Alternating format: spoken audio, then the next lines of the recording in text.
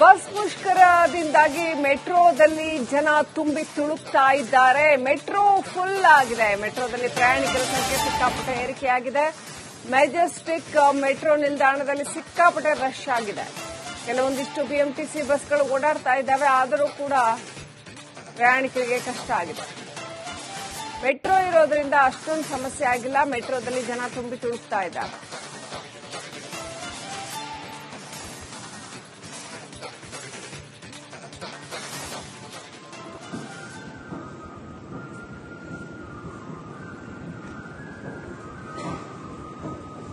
ನೀವೀಗ ದೃಶ್ಯಗಳಲ್ಲಿ ನೋಡ್ತಾ ಇರ್ತಕ್ಕಂಥದ್ದು ಮೆಜೆಸ್ಟಿಕ್ನ ಮೆಟ್ರೋ ನಿಲ್ದಾಣ. ಸಿಕ್ಕಾಪಟ್ಟೆ ಜನ, ಫುಲ್ ರಶ್ ಆಗಿದೆ. ಇವತ್ತು ಬಸ್ಗಳಿಲ್ಲ ಅಂತ ಹೇಳಿ ಸಿಕ್ಕಾಪಟ್ಟೆ ಜನ ಎಲ್ಲ ಮೆಟ್ರೋಗೆ ಬಂದ್ಬಿಡ್ತಾರೆ.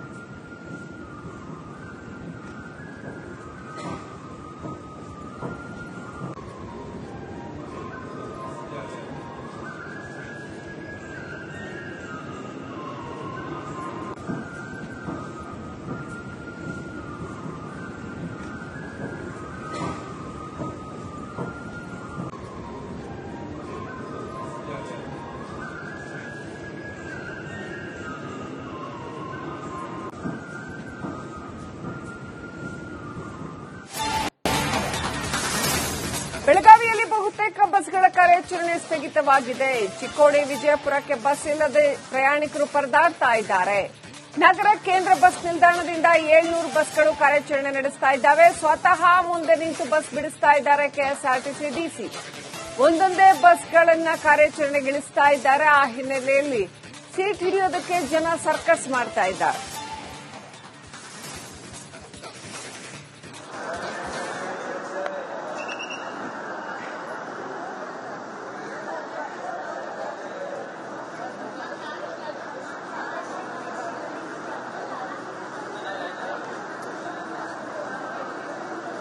ಇನ್ನಷ್ಟು ಮಾಹಿತಿಯನ್ನು ಕೊಡೋದಕ್ಕೆ ಬೆಳಗಾವಿ ಬಸ್ ನಿಲ್ದಾಣದಿಂದ ನಮ್ಮ ಪ್ರತಿನಿಧಿ ಮೈಲಾರಿ ಪಟಾತ್ ಲೈವ್ ಕನೆಕ್ಟ್ ಆಗಿದ್ದಾರೆ. ಮೈಲಾರಿ, ಪ್ರತಿನಿತ್ಯ ಬೆಳಗ್ಗೆ ಯಾವ ರೀತಿನಲ್ಲಿ ಇರುತ್ತೆ ಇಲ್ಲಿನ ಒಂದು ದೃಶ್ಯ, ಇವತ್ತು ಯಾವ ರೀತಿನಲ್ಲಿ ಇದೆ? ಬಸ್ ಬಂದ್ ಎಫೆಕ್ಟ್ ಜನರಿಗೆ ಯಾವ ರೀತಿ ತೊಂದರೆ ಕೊಡ್ತಾ ಇದೆ?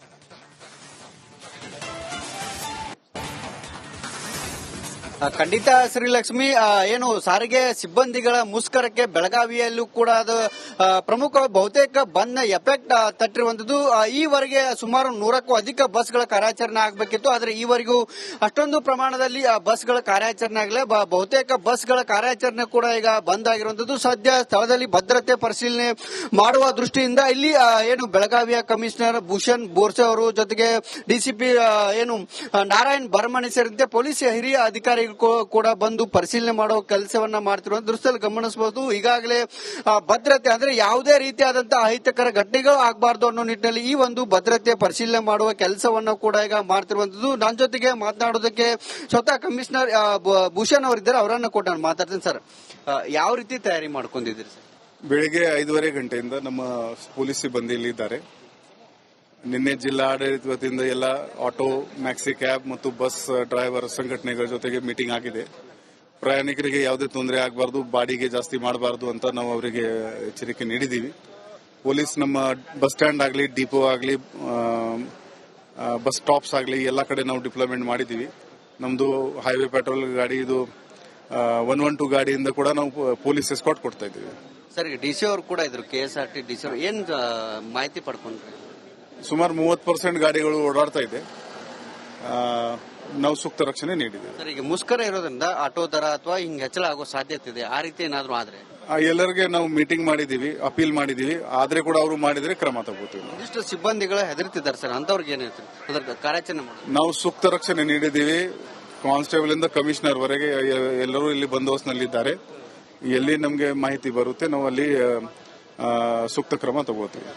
ಇದಿಷ್ಟು ಏನು ನಗರ ಪೊಲೀಸ್ ಆಯುಕ್ತರು ಹೇಳ್ತಿರೋದು. ಪ್ರಮುಖವಾಗಿ ನನ್ನ ಹಿಂಬದಿಯಲ್ಲಿ ಕೂಡ ಗಮನಿಸಬಹುದು, ಸಾಕಷ್ಟು ಸಂಖ್ಯೆಯಲ್ಲಿ ಅಂದ್ರೆ ನಗರ ಕೇಂದ್ರ ಬಸ್ ನಿಲ್ದಾಣದಿಂದ ಸುಮಾರು 700ಕ್ಕೂ ಅಧಿಕ ಬಸ್ಗಳ ಕಾರ್ಯಾಚರಣೆ ಆಗ್ತಾ ಇತ್ತು. ಆದ್ರೆ ಈವರೆಗೂ ಅಷ್ಟೊಂದು ಪ್ರಮಾಣದಲ್ಲಿ ಕೂಡ ಬಸ್ಗಳ ಕಾರ್ಯಾಚರಣೆ ಆಗಿಲ್ಲ. ದೃಶ್ಯದಲ್ಲಿ ಗಮನಿಸಬಹುದು, ಸಾಕಷ್ಟು ಸಂಖ್ಯೆಯಲ್ಲಿ ಪ್ರಯಾಣಿಕರು ಕೂಡ ಈಗ ಬೆಳಗಾವಿಯ ಕೇಂದ್ರ ಬಸ್ ನಿಲ್ದಾಣಕ್ಕೆ ಆಗಮಿಸಿದ್ದಾರೆ. ಈ ಒಂದು ಬಸ್ ನಿಲ್ದಾಣದ ಗೋವಾ ಇರಬಹುದು, ಮಹಾರಾಷ್ಟ್ರ ಇರಬಹುದು, ಜೊತೆಗೆ 3 ರಾಜ್ಯಗಳ ಸಂಪರ್ಕಿಸುವಂತಹ ಕೊಂಡಿ ಆಗಿರುವಂತದ್ದು. ಜೊತೆಗೆ ಕೆಎಸ್ಆರ್ಟಿಸಿ ಡಿಸಿ ಅವರು ಅವರು ಹೇಳಿರುವ ಪ್ರಕಾರ ಈವರೆಗೆ ನಮಗೆ 30ರಷ್ಟು ಮಾತ್ರ ಬಸ್ಗಳ ಕಾರ್ಯಾಚರಣೆ ಕೂಡ ಆಗಿರುವಂತದ್ದು. ಹಾಗಾಗಿ ಸಿಬ್ಬಂದಿಗಳನ್ನ ಮನವೊಲಿಸಿ ನಾವು ಒಂದೊಂದೇ ಬಸ್ಗಳನ್ನ ಬಿಡಿಸುವ ಕೆಲಸವನ್ನ ಕೂಡ ಮಾಡ್ತಿದ್ದೇವೆ ಅನ್ನೋ ಒಂದು ಮಾತನ್ನ ಕೂಡ ಹೇಳ್ತಿರುವಂತದ್ದು. ಸದ್ಯ ನಾನು ನಗರ ಸಾರಿಗೆ ಬಸ್ ನಿಲ್ದಾಣದಲ್ಲಿದ್ದೇನೆ. ಇದು ಬಹುತೇಕ ಈ ಎಲ್ಲ ಬಸ್ಗಳ ಕಾರ್ಯಾಚರಣೆ ಕೂಡ ಈಗ ಆರಂಭ ಆಗಿರುವಂತದ್ದು. ಕಾಲೇಜ್ ವಿದ್ಯಾರ್ಥಿಗಳಿರ್ಬೋದು, ಜೊತೆಗೆ ಇಲ್ಲಿ ಬಂದಂತ ಏನು KSRTC ಸಿಬ್ಬಂದಿಗಳಿದ್ರೆ ಅವರು ಕೂಡ ಇಲ್ಲಿ ಪ್ರಮುಖವಾಗಿ ಬರ್ತಿರುವಂತದ್ದು. ಜೊತೆಗೆ ಸಾಕಷ್ಟು ಸಂಖ್ಯೆಯಲ್ಲಿ ಪ್ರಯಾಣಿಕರು